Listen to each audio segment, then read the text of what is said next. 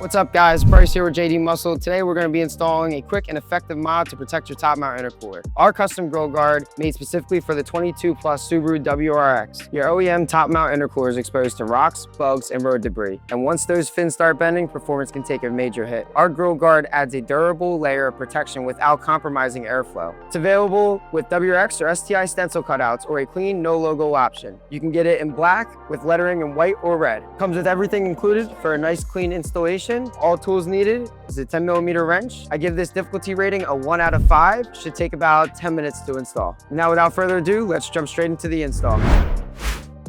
It's Leo from JDMuscle here, and I'll walk you through the installation. First, you want to pop the hood. And locate the latch right here, pull it to the left, and it goes straight up. Essentially how this works is, you have this plate here, you're gonna untwist this up and bring it up. And essentially this plate is just gonna sandwich this section of the intercooler and fix it on there. Once the plate is stuck on there, twist this and use your 10 and tighten it up. Then you're good to go. Make sure it's centered exactly where you want it to be. It should feel like it got sunk into it. Now there's no movement, you can start tightening it up.